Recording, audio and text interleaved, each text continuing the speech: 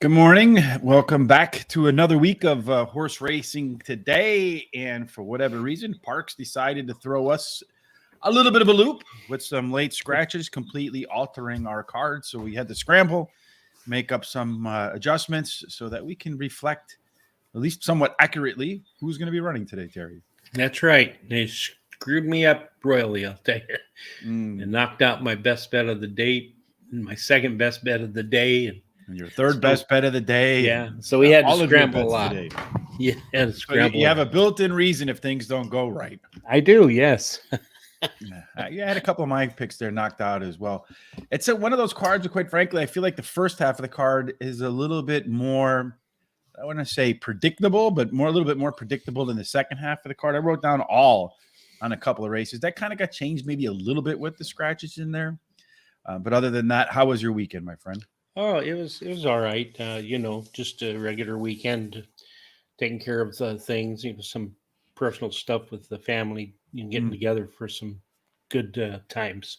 Good. So, well, let's have a good time today at Money Monday at the Ben Salem Park on President's Day, by the way. I almost forgot there because we've been so crazy this morning. Lots and lots of tracks running. Plenty of good stuff today, but we'll stick with our schedule and go at Parx. 1 mile and 70 yards is the first race. It is claiming $7,500, non-winners of 2 lifetime. And 1 mile and 70 furlongs on that Parx course. It typically favors tactical speed, although 30% of the horses can go wire to wire. There's a strong rail bias, post 2 and 3, get a little bit of a bonus. 4 through 7 are par, 8 and out, you get a penalty. So I could have probably summarized that by saying there's an inside out absolute bias. And Terry, speed does have some impact here. What do you see? It does. Yeah, I see lots of speed in here. It looks like to me the 3, 5, 2, and 4 all have plenty of speed. The 3 having the most. 3 probably either the 3 or the 5 will hit the quarter pole in front. Mm-hmm. And then as far as overlays, I see that really nice overlay on that 4. He's supposed to be less than even to money, and he listed at 2.5 to 1 on the morning line. Yeah, indeed. It looks like 3 to 5 according to our simulation odds. And we simulate 1,000 races using the speed figures because you need some number that is uniform in terms of measurement across the board so you can make apples to apples comparison. And then we also do the same thing for early speed to see who will be on the lead, particularly in these tracks where early speed matters. Seen a lot of these guys that maybe don't look good in the form have a really high or dark green number here go on to win, Terry. Yeah, that's true. And we'll also look at our way to the winner's circle worksheet today. E-horses like to go wire to wire. EPs are the kind that can go wire to wire or sit right off the pace, usually within 2 lengths of the leader. Your pressure types, they tend to be off the pace, but not on the lead when they go for the W's. These are your most versatile horses. Really, a lot of times these PC can be anywhere. And your C are your closers, the ones that like to go from worst to first. We square off the ones that look like they have early speed, Terry. The 4 horse, I think, is going to jump out to that lead, has a plus early pace advantage. Simulation says you got to have them, Terry, and I know we both have them on top. That's right. I like the 4 Starship Gotham. Finished in the money in his last 5 races at Parx Racing. He won one of those starts, and he has the highest last speed rating. And then Buster Bruno, number 5, my second choice, comes in from Penn National to Parx Racing, where he's done well in the past, and he drops in class while doing it. And then number 3, what a guy. That's you. That's indeed. That is me. Or maybe that's Charming Charles. Could be. Chimed in with his daily double ice cold 4-2. So you know exactly which horses you do not want to play. So maybe we should change our thoughts on this. Oh, what a guy. Anyway, my third pick, he has a high percentage winning trainer, switches to high percentage winning jockey. His best start speed is the fastest among today's starters. And then number 2, Vancouver Dior is my long shot. He has a highest speed figure at today's distance, and his best dirt speed is fastest among today's starters. He's actually tied with the 3 in that stat. And I got a double. I'm going to play a $1 double, the 4 and the 5, with the 2, 4, 7. 7, not the 6 in the back end there? 7 is 6 is scratched. All right, so let's just change that to the 7 so we can edit on the fly. That's the great thing about these Google Sheets. I just bust Charles's his cojones because it's just fun to do. Well, the only thing I think is usually when you two agree and I disagree, the horse does well. But I can only remember one time all three of us were in a line. I think the horse did finish dead last. So I'm thinking about changing my pick here. I'm going to go with the 4 anyway, Starship Gotham. Top last race speed figure was better across the board in terms of its internal numbers. And at Parx, I mean, this guy's been close every time. 7 races, 1 win, 5 seconds, no thirds. It should be very competitive, likes the track. Number 3, what a guy. Yes, indeed, that is Charles.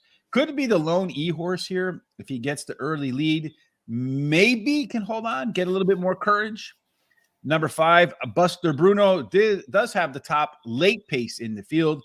It is making Charles's favorite handicapping angle, the 3rd start after a layoff. Then finally, the number 1 horse, Alonzo Mosley. There's a big rail edge, as we talked about in the way to the winner's circle.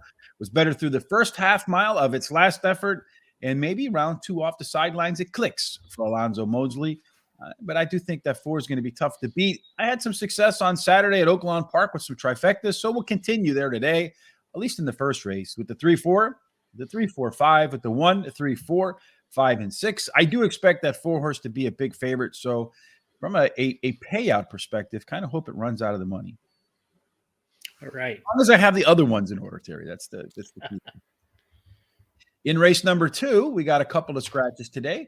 In a race that's going to go 7 furlongs, claiming $7,500, non-winners of 3 lifetime. Purse is $22,000. You want to focus on horses that have early speed at 7 furlongs at Parx because 42%, Terry, have gone wire to wire. The rail has been fair. You got a small edge if you wear a 2 or a 3. 4 through 7 have a little bit of a penalty. 8 and out have been fairish. Again, 42% go wire to wire, Terry. So we really want to focus on the fast ones. Yeah, and that looks like the 2, 3, and the 7 have. Well, the 3 and the 7, the 3 is out. Oh, I'm sorry about that. Yeah, I didn't get to this very fast. I need the 2, the 7, but I think the 2 is going to be at the quarter pole and have the lead. So, good thing I've got the 2 on top. Anyway, and the 4 is got a really nice overlay. He's supposed to be like 1 to 5 or 1 to 10, something like that. Yeah, 1 to 5. Yeah. And he's listed as 3 to 1 in the morning line. So should be a good race. Well, a 4 horse could probably have its way, but that 2 horse. So the 3, who do we say? The 3 is out, and who else was out in that race, Terry?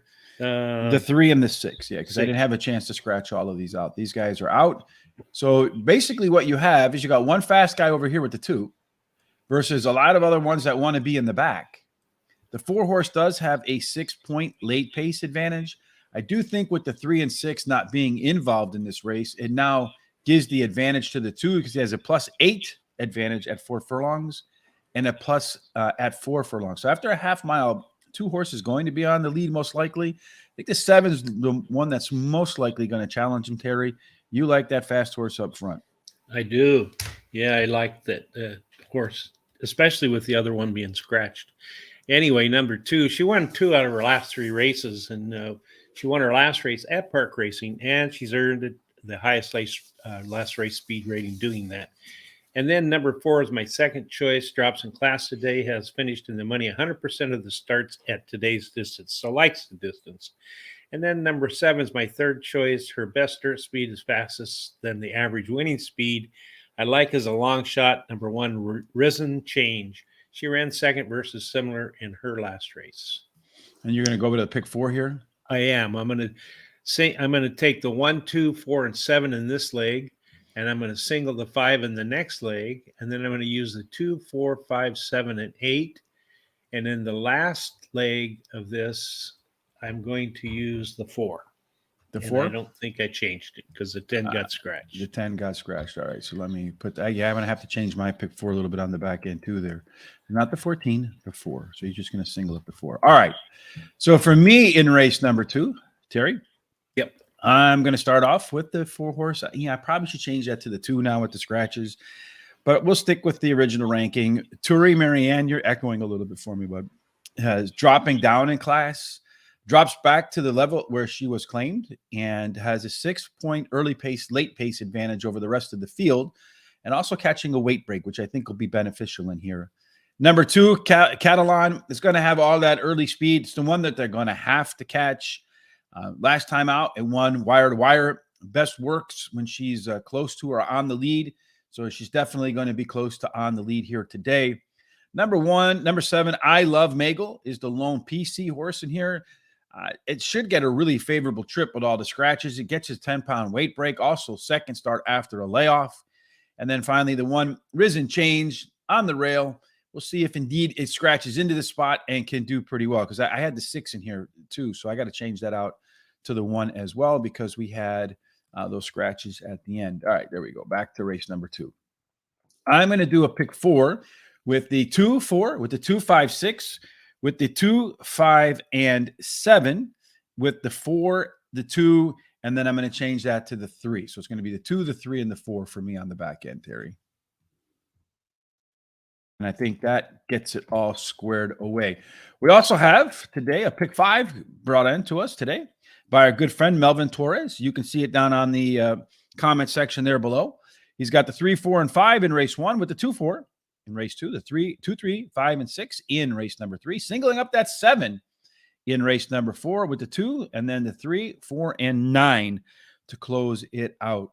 So if you have some picks like Melvin, some stuff that you like at Parx or any of the other tracks that are running today, just some general thoughts you want to share, hit us up in the comment section. Let us know what you're thinking today. See if we can add some additional winners to the show. We got about 3 minutes to the first race here, Terry. So let's go through race number 3 real quick, and then we'll go ahead and talk a little bit about what we see going on. And we'll basically tell you what's happening in race 1. Race 3 is 6.5 furlongs. It is a maiden race for $50,000. For 6.5 furlong races, you're looking for horses that typically have some early speed.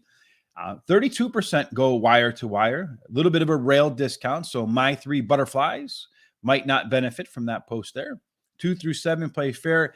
8 and out, there is a little bit of a bonus. Terry, take us through the simulation for race number 3, where we didn't get screwed up by scratches. All right. Well, the speed looks like to me the 1 has lots of speed, with maybe the 3 a little bit of speed there might go with the 1. But I really think the 1 could go all the way. You just never know, although I don't have it in my picks because it seems to have faded in the past. Number 5 is the only thing that I see has an overlay, and it's a pretty nice overlay. So, yeah, indeed. It looks like it's supposed to be almost a gimme on the card, so to speak. All right, so let's look at our way to the winner's circle for race number 3. Again, we don't have any scratches. You don't have any horses up here either that typically show that they want to be on the lead. That's going to go to the 1. Does have a +7 advantage through the first quarter mile. Ooh, you got the 2 and the 6. They're making their first starts, so you don't really know what they're going to bring to the table. I would suspect one of these 2 is likely to go ahead and challenge that 1. The 5 horse of the experienced horses does have the most late pace and a very substantial early pace, late pace combination advantage. I think, Terry, I agree with you. The 5 horse is the one to beat in here, but you just do not know what the first-time starters are going to provide. That's correct. And actually, it's my pick of the day since my other one got scratched. So, like you said, kind of don't know what's going to happen in here with the first-time starters. But I like Brody's Code because she ran second versus similar last race, has the highest last speed rating. Her best start speed is fastest among today's starters, tied with another one, has a high percentage winning jockey. Number 3 is my second choice, Midnight in Alaska. She has an early foot. Her best start speed is fastest among today's starters, and she switches to high percentage winning trainer who in the last 14 days has been in the money 5 out of 6 starts, 2 wins, 2 seconds, and a third. Then I like number 2 as my third pick. She's a first-time starter whose dam has 5 winners from 5 starters, and one of those was a stakes winner. Her breeding suits today's distance, and she has a good furlong workout. And then number 4 is my long shot. She finished third versus similar in her last race, has a bullet workout on February 12th. And I'm going to bet 20 to win on number 5. I'm going to go real quick here because the first race is about to get started. I'm going to go with the 5 horse in here as well. Brody's Code, top last race speed figure, a couple of maintenance workouts in between.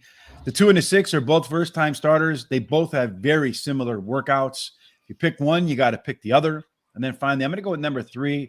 the Midnight in Alaska. It's a Gulfstream Park track dropper. It has some nice workouts between races. I'm going to do the 50-cent try, 256 with the 25 with the 1, 2, 3, 5, and 6. And they are off in racing, according to Jessica Paquette at Parx. So early on out, the one horse is indeed on the lead.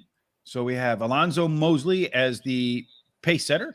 On the outside of Alonzo Mosley, Terry, you're echoing a little bit, is Vancouver Dioro. And then you have the 3-horse. What a guy. So right now, well, they're lined up 1, 2, 3, 4, 5. How about that? And if the 6 makes a little bit of a move, they'll be lined up 1, 2, 3, 4, 5, 6 in just a moment. The 1 horse right now does have a little bit of a lead on the field, although the 4 and the 2 and the 3 are all closing in on that horse. And then you have a trio of horses in the back, the 5, the 7, and the 6. As they come through the opening quarter in 24 and 1. You have the wrong race up. It says race 1. It's not race 1? Yeah, go ahead. You're fine. Yeah, that's what I thought we were on race 1. Anyway, so Alonzo Mosley still on the lead. And he's being followed by the 2, the 3, and the 4. It looks like they're a little bit out on the 3-horse right now, so I don't know that he's going to factor. The 5-horse is starting to make a little bit of ground up, but it looks like he's out on him as well. The 1 horse is comfortably on the lead. The one that looks like it's got a shot at him right here is the 4-horse, as he's just moved to the inside. Now he's going to move to the outside. It's going to make its move, but he still has a pretty good hold on the 1 horse, Alonzo Mourning. You have the 4-horse heading to the outside. Going to need something to come with him. The 3-horse, it's going to be 4. Yeah, the 4 is going to win, as we both thought the 4 would win. And then it's going to go 4, 1, and then 7, I think, is how it's going to start. So your double's alive, Terry. The 4-horse went off at 7 to 5. So you got some pretty decent odds on that guy. Probably better than I thought you'd get. 4, 1, 7, 3, 2 in the opener. 4, 1, 7, 3, 2. Oh, I got the wrong race up on the screen. Yeah, that's what confused me. Sorry. Yeah, that's all right. I can't. I wasn't looking at that. I was looking at the race. So forgive me. So that wraps up race number 1, Terry. So what race are we off to now? Race number 5? No, 4. Race 4. All right. So race number 4 is next up on the screen. And in race number 4, we're going to have a $12,500 claiming race, non-winners of 2 lifetime.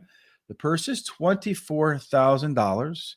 And according to the way to the winner circle analysis at 6 furlongs, you want a horse that has tactical speed, not necessarily a burner, one that sits close to the pace. Although burners do win 34% of the time, they go wire to wire. There is absolute outside to inside bias in race number 4. Terry, I think we have some scratches here too in race 4. No, we don't have any scratches in race 4. Is that right? Nope, we do not have any scratches. But what we do see is that all but the 5, the 6, and the 8 have some similar early speed.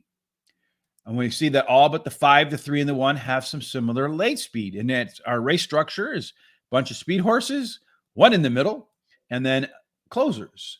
I have seen this race pattern so many times. I guess you could call it an H pattern, I guess, where this lone pressure horse gets the perfect trip, no matter what it looks like on paper.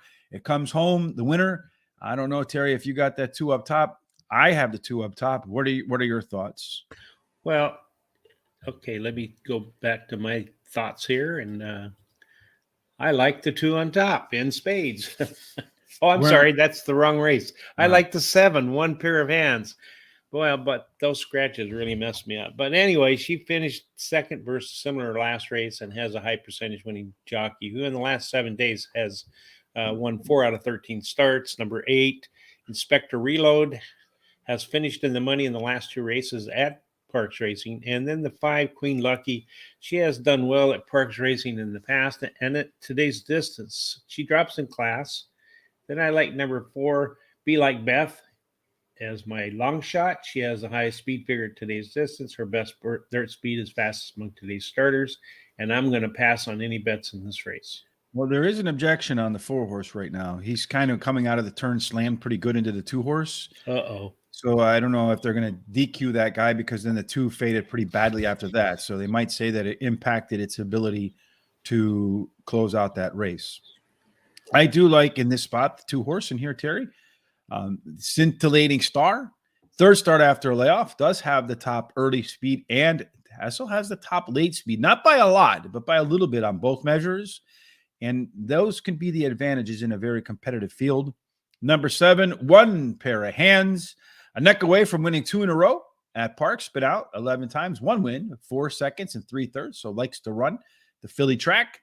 Number 5, Queen Lucky, really good at the distance, 7 times at the distance, 1 win, 3 seconds and a third. You put that horse at any other distance than 6 furlongs. It's tried it 9 times, has 0 wins, 2 seconds and 1/3. So clearly a horse for the distance at today's course. And then finally, number 8, Inspector Reload, jockey Franklin Gonzalez Jr.'s teamed up with trainer Luis Linder Jr. They've done that 7 times and finished in the money 5 of those times. Pretty good performance for that duo. And then I have a trifecta, 2, 5, 7 with the 2, 7 with the 2, 4, 5, 7, and 8.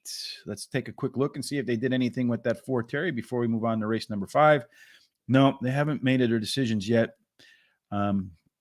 I think it's 50-50, to be honest with you, because it did look like it impacted the 2 horses' ability to finish in the money. Well, we'll find out what the stewards see in a minute, right? Yeah, he cut him off pretty bad. All right. In any case, we're going to go on to race number 5. Charles, you're watching. What do you think, my man? Chime in the comment section. What do you guys who are watching the race think? You think he's going to get DQ'd, or do you think they're going to let him stay up? What's your thought on that, Terry? Have you seen it yet? No, I haven't seen it. So, all right. So what we'll see now is race number 5 on the screen. Again, we're going back to 7 furlongs. It's a claiming 5,000 non-winner in a year. The purse is $18,000. And at the distance of 7 furlongs, again, we talked about early speed is probably the most dominant factor. 42% going wire to wire. Post positions really aren't deal killers or deal makers whatsoever at all. In race number 5, Terry, I do have some scratches again. The 5, the 6, and the 10. The 10 was going to be a major player, not today. So it looks like the speed might fall down to just a couple of horses now. Yeah, the 2, 4, and 7 have the speed in here now, and that they're about equal. So I don't know who's going to get there. Oh, I guess they're taking the 4 down, huh? Well, I think Charles is just telling us what he thinks. I don't think they've done it yet. But all these scratches in here really goofed up my ticket because that was my top 3 horses that were scratched. So anyway, and then as far as overlays go, there aren't any really overlays in here that I can see. Yeah. Well, as you mentioned, Terry, there are a lot of scratches in here that changed because you have the 5 and the 6 and the 10 are all out, right? In race number 5. Yeah. So what does that do? All of those horses are the ones that could have pressured at least everybody that's left for the most part, except the 1 and the 4. They're all closing types. So you're going to have the 1 and the 4. The 4 was already going to get to the lead. Now he's not going to have to work very hard for that lead at all. The 1 horse might go right behind him and get a nice, easy fractions as well. So I do think the scratches in this race really benefit those 2 horses. We'll see if that's actually how the race plays out, but that's what I would expect. What do you expect? Yeah, I like the 4 in here since my 10 was scratched. His best start speed is fastest on today's starts. He has a good workout on February 14th. Number 3 is my second pick indirectly. He will try to close and win the race, but and he has a high percentage winning jockey. Number 2 is my third pick. He likes Parx, and then number 9 is my long shot. He drops in class today, and I have a pick 3. I'm going to bet the 4 with the 2, 4, 6, 7 with the 3, 6, 7, and 8, and I'm going to bet $8 to win on the 4. All right. So for me in race number 5, I'm going to start off with the 4-horse Forest Fire. The horse was better across the board last time out when it's internal numbers. I think you're going to see a better race today, and I do think all these scratches just make this horse a primary. I mean, I think you're right, Terry. This is one that should win the race. Doesn't have any excuses today. Number 2, Drina's Bullet. First off the claim for trainer Michael Simone. My daughter's name, Simone. 29% angle for a 19% trainer. That's what I call an alpha angle. Number 3, indirectly, showed some more interest in the second part of last race.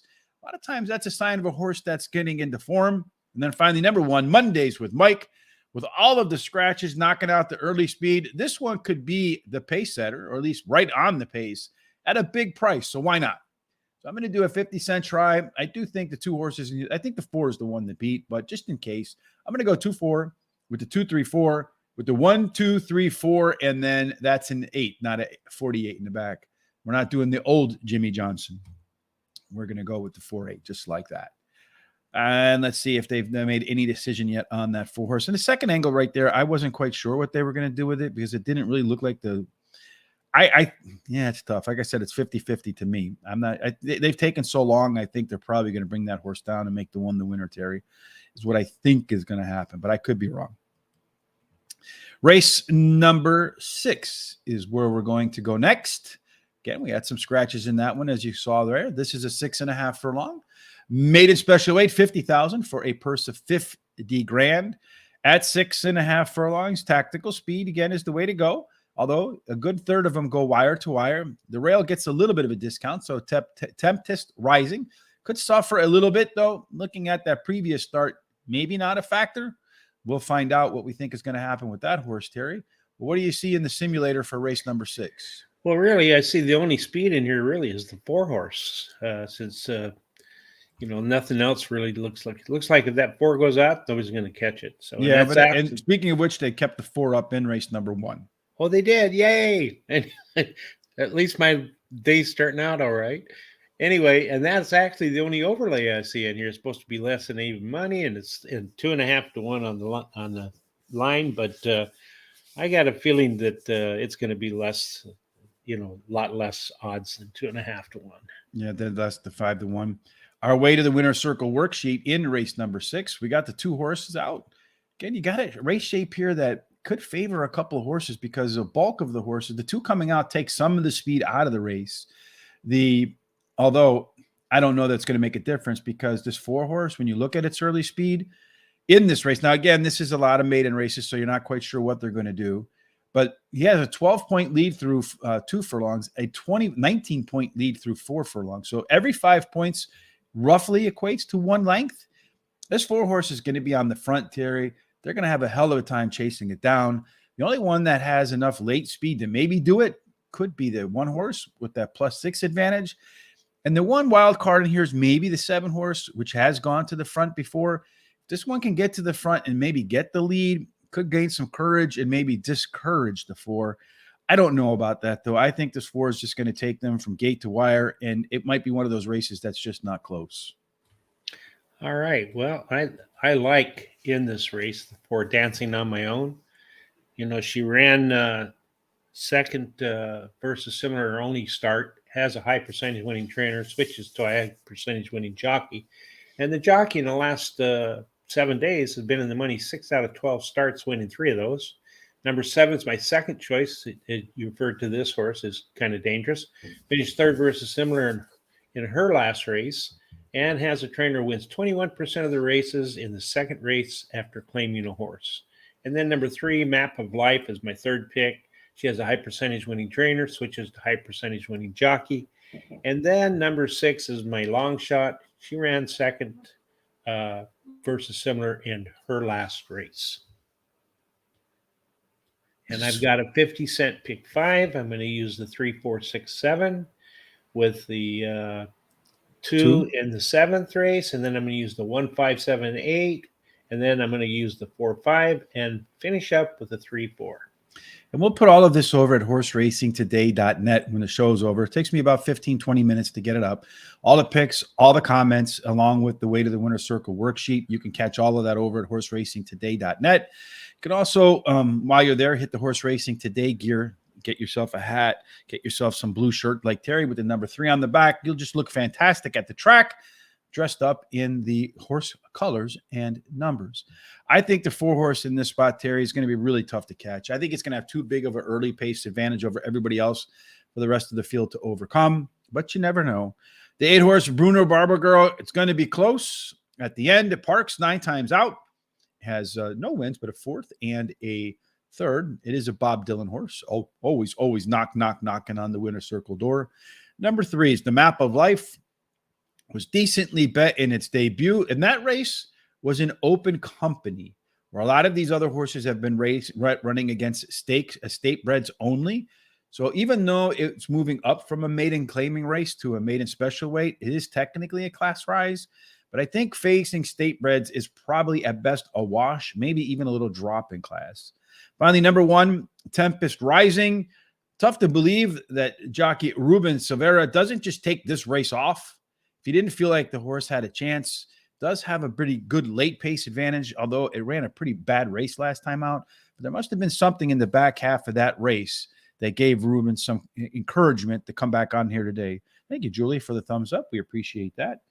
Greetings to you as well, Nathan. How are you? And then, of course, Melvin's very happy that he got the 4-horse in there, as was Terry. Absolutely, for sure.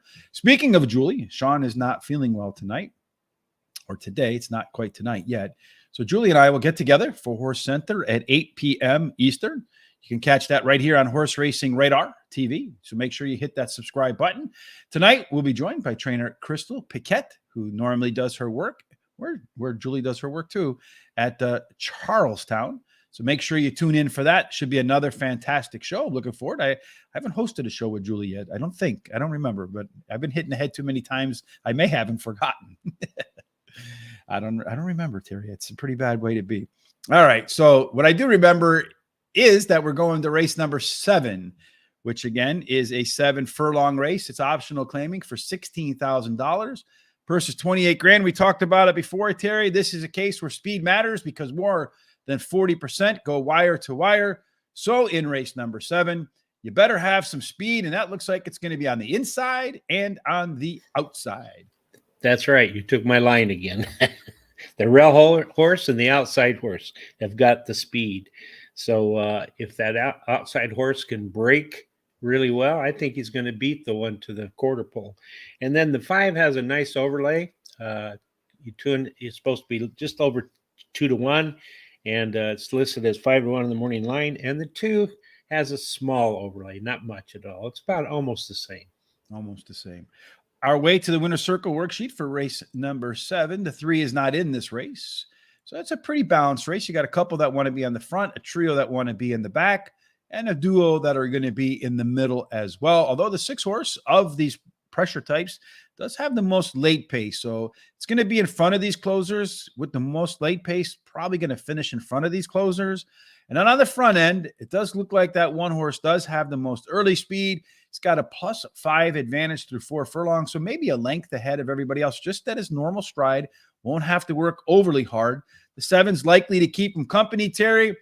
I wrote down in here that this is an all race for me because it was just very difficult to separate 1 horse from the next. They're all closely matched. Curious to see how you put it together. Yeah, it's number 2 is my first pick in spades. And he has a high percentage winning trainer who is finishing the money in 5 out of the last 6 races in the last 14 days. He won 2 of those starts, and his best start speed is fastest among today's starters. And then I like the 6 as my second choice. He won his last race at Parx Racing, has the highest last speed rating, and has a high percentage winning jockey. My third pick is number 7. He has a trainer-jockey combination who in the last 14 days have been in the money 11 out of 15 times, 1/4, 3 seconds, and 4/3. And then my long shots, number 8, Long-Legged Boy. He finished in the money in 4 of his last 6 races at Parx Racing, and he won one of those. And I'm going to play a pick 4, 50 cent. I'm going to key the 2 with the 1, 5, 7, and 8, with the 4, 5, and the 3, 4. In race number 7, for me, I like the 6-horse. We just flip them around a little bit. Scandalissimo, top last race speed figure, and was by a decent margin. So that means it's either going to have to regress a little bit or some of the others improve enough to make up that difference. And that was in its first Parx race, coming from another, being shipped in. And it made a mockery out of the field, winning by 13. So I don't even think it used everything it needed to do. So I think there's room for that speed figure to go up. Number 2, in spades. Last race was better than it looked on paper because the horse did show some better early fractions. Oh, boy. The 1 horse. Okay. Minx Ziff Son Don't Let I. I have no idea. This one does have the early race advantage over the rest of the field at a distance where 40% go wire to wire. Who would name a horse like that, Terry? Well, you can't even pronounce the damn thing. And it did run better fractions at 6.5 furlongs than it did at 6 furlongs. Do you think there's owners, Terry, that just deliberately give horses names so that the race callers struggle announcing it?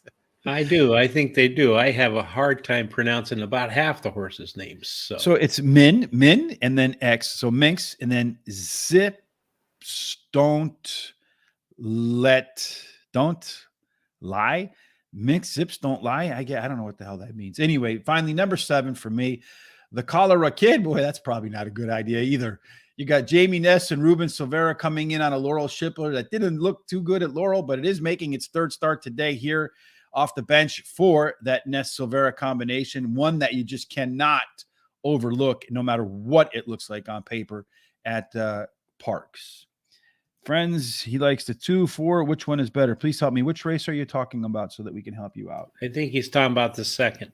In race number 2. All right, let's go back to race number 2.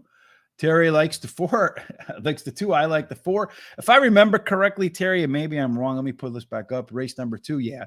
I probably lean towards the 2 now, too, because of the scratches. It has that really incredible early pace advantage over the other horses in here. But if you put together the early speed and the late speed, the 4 horse has the best combination. So I think the 2 is going to get to the lead. You'll probably see the 4 tuck in behind him and see if he can use the late pace to get by him. Depends on the 2. If the 2 runs small, slowish fractions, I don't think they'll run it down. Yeah, I switched the 4 and the 2 once those scratches came in. So back to me for race number 7, which we did that already. I'm just going to go real quickly through my pick 4. I have the 2-4, the 2-5-6, with the 2-5-7, with the 2-3. Oh, that's the wrong race. I have a pick 4 here with the 2-6. With the, well, I had the 2 in there anyway. The 1-5-8 with the 1-6-7, and then I'm going to single the 3 in the last leg. Simply because, Terry, I think that this back end is so wide open. A lot of things could happen. So I didn't really want to commit a lot of money to the late pick 4. Just hope I can squeeze through with my top picks and maybe collect. That was really my strategy today. I say I'm putting at a 10% chance to winner. That's really what my thoughts were. So hoping to get better than 10-1 odds on the payout if that indeed happens. All right, off to race number 8 at Parx today. They're going to run 1.1 miles. Well, you don't see that one very often. In fact, you've only seen it 3 times so far in 2023. And you're going to start all the way back there, more than one trip around the track, about 1 1/8 times around the track. That being the case, in every single one of these races so far, Terry, a closer has won. They've all come from 1 through 7, although 3 races really isn't a big enough data set to really say that means anything. But what we do know is our simulator does mean something. Big favorite in here, I thought, Scoop Dog. You still have him as your top pick, though. Terry got scratched out. So what are your picks now in race number 8? Oh, I'm sorry about that. Let me look. I know you have 5-3-2, and then yeah, what's I next? changed. It's 5-7-1-8. 5-7-1-8. Yep. In race number 8. Yep. You got a lot of what happened to the other ones that you had in there? Like they all got scratched out too.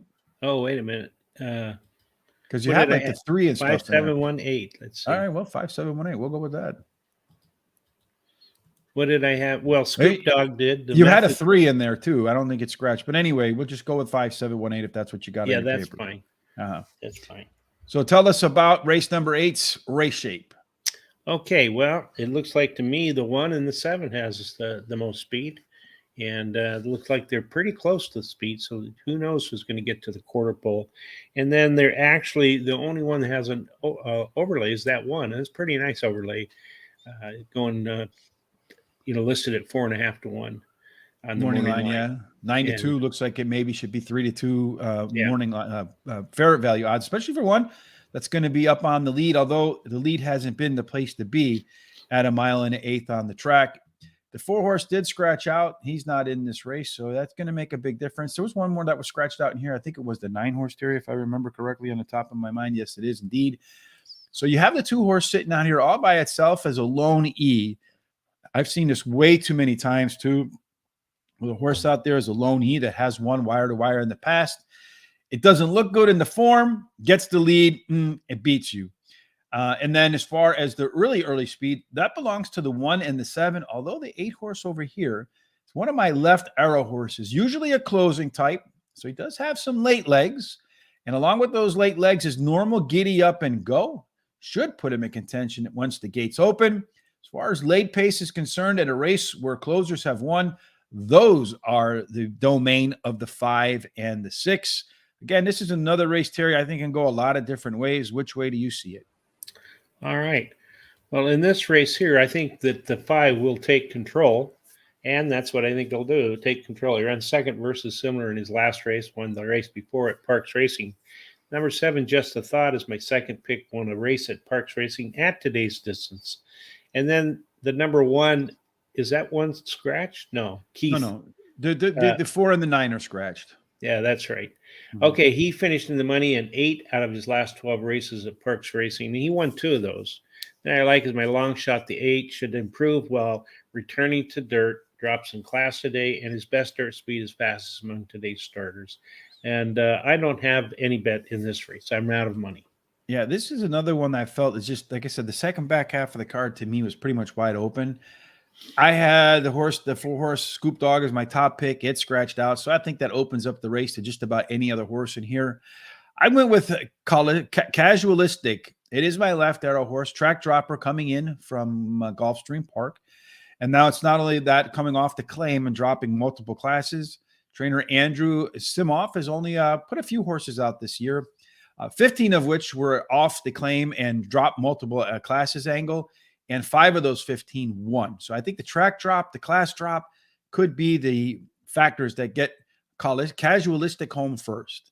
Number 5, Will Take Control, has the most late pace and unquestionably will be rolling late at the end of this race at a distance so far where that is the winning style. Number 1, Kith. This one's likely to be your pace setter. The simulator says you got to have him, so we'll put him in here in the 3rd spot, give him a chance to win, maybe go wire to wire, though I do think that could be a challenge. And then finally, number 2, We Be There. As I mentioned, going through the Way to the Winner's Circle worksheet, I've seen it just way too many times. We have a horse out there all by itself, looking like Lone E, gets the lead, gets confidence, and then goes wire to wire. And then I'm going to do a 50-cent try. That's what I like to do as my standard default bet. 158 with the 5-8. 1, 2, 3, 5, 7, and 8. I always try to budget a little bit of money for every race, Terry. Sometimes I go a little bit over, and when I do, I get smacked by the accountant over here with the ruler. He's like Mr. I don't know, Crabberry. Wasn't that like the teacher's name in Little Rascals, who would crack him over the hands with the rulers and stuff like that? Indeed, yes, that's Terry, Mrs. Crabberry, just Crabby, Mrs. Crabby.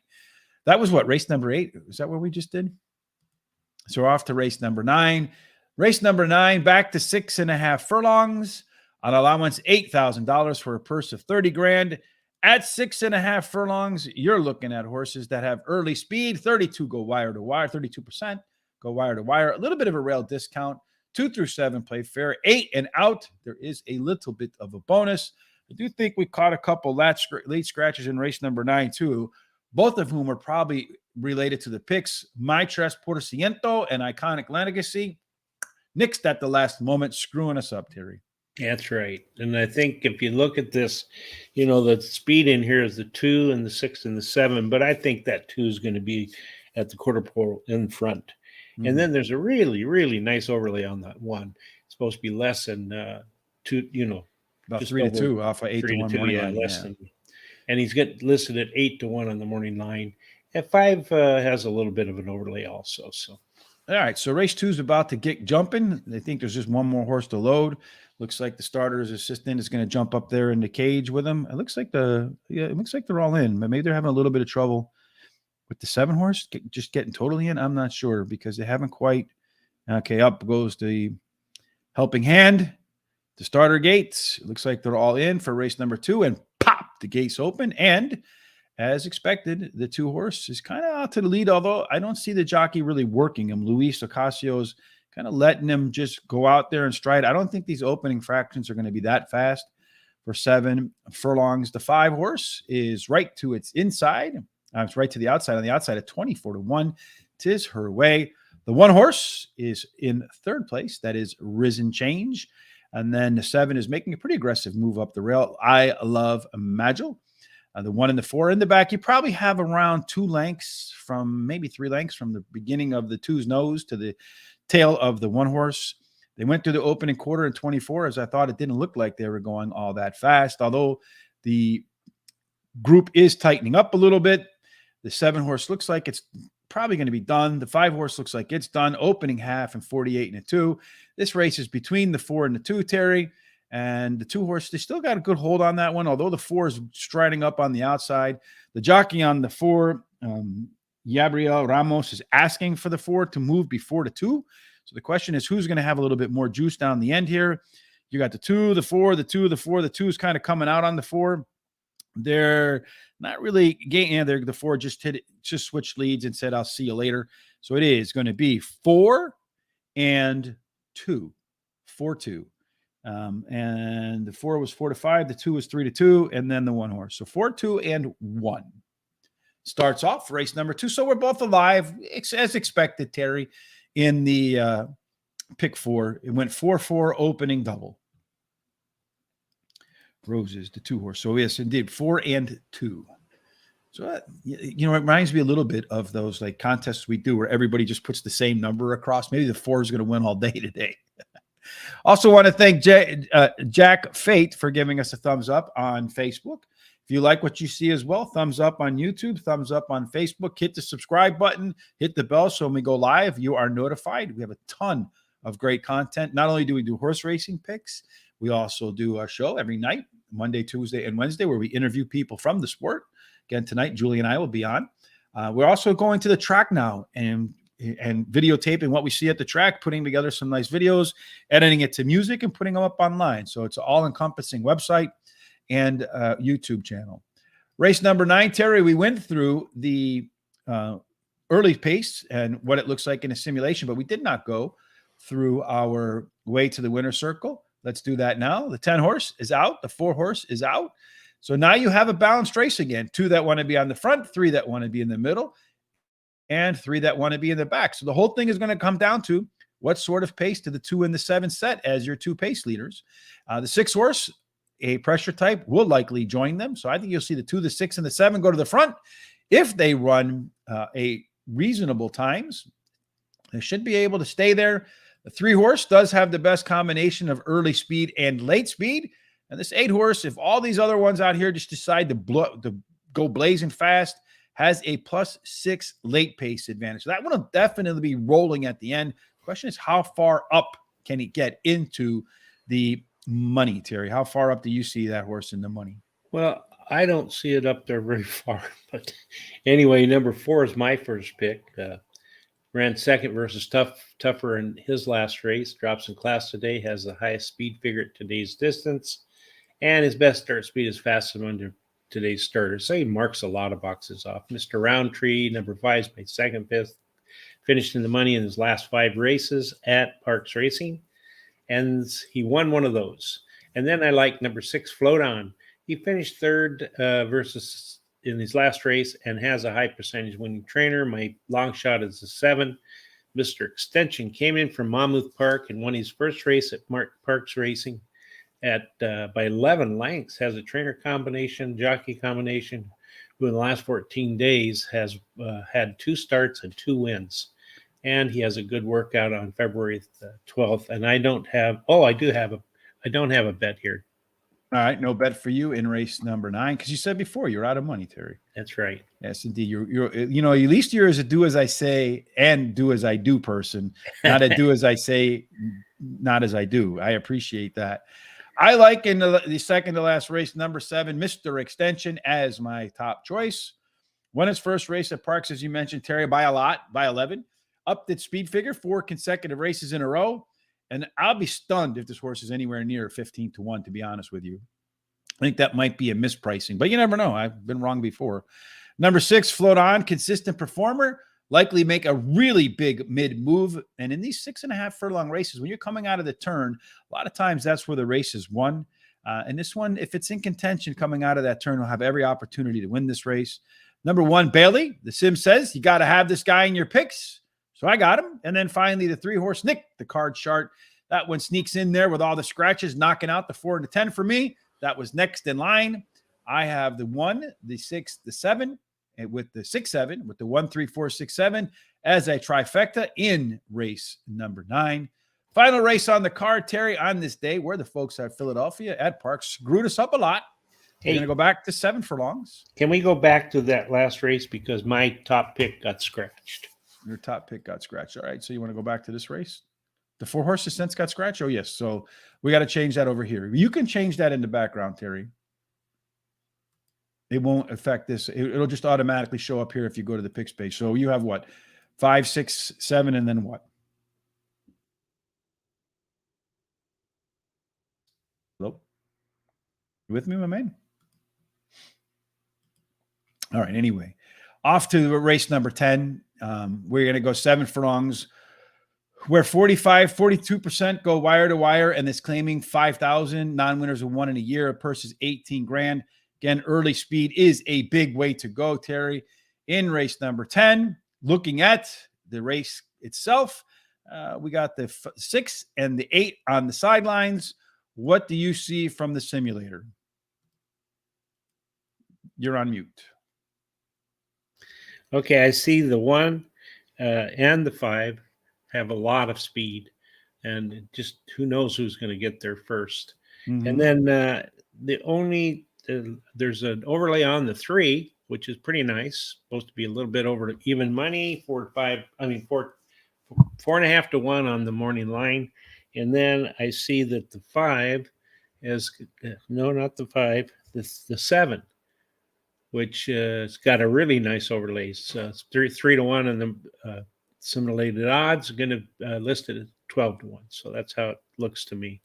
So in race number 2, that exacta 4-2 for $1 paid $3.90. Kind of, all things considered, I think that's not bad. The 4-2-1, the trifecta for 50 cents, paid $7.10. And Terry's 4-4 double, you had the 4 right in your double. That one paid. They went ahead and took all that off the screen for me. Thank you for that. I appreciate it. The double paid $14.20 for $2, so $7.10 for 1. Okay, I made $1 then. 10 cents. Profit is a profit, Terry, right?